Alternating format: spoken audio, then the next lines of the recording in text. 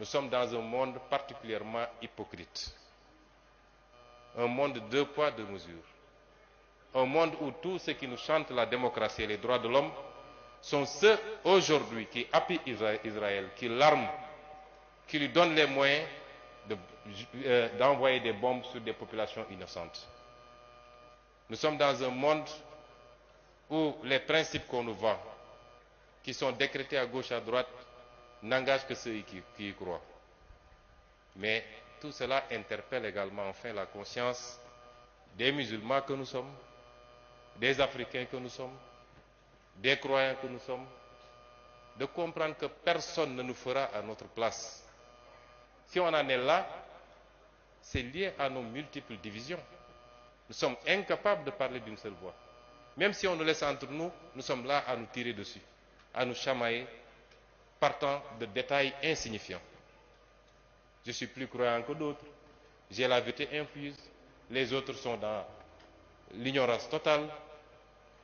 Nous devons distinguer les aspects culturels des aspects politiques de la démarche qui doit être la nôtre pour créer des blocs qui nous permettent de nous défendre.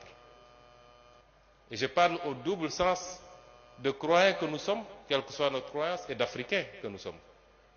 Regardez ce qui se passe aujourd'hui en Afrique. Les Africains sont sur les réseaux sociaux en train de se tirer dessus, sur des détails insignifiants, alors que nous sommes à tous les niveaux les derniers de ce monde.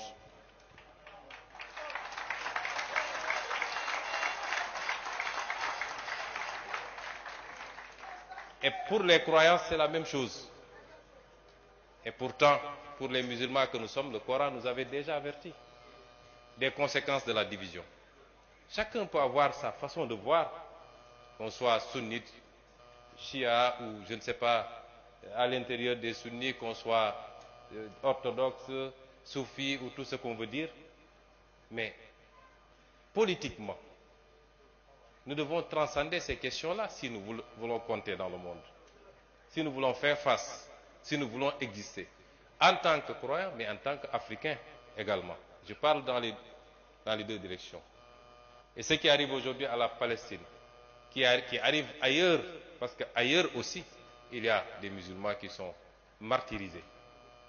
Comme il y a dans d'autres zones du monde des personnes qui sont martyrisées parce que simplement elles sont chrétiennes, qui sont attaquées par des bandes armées qui se disent musulmans, qui ne le sont absolument pas parce que le musulman ne se comporte pas comme ça.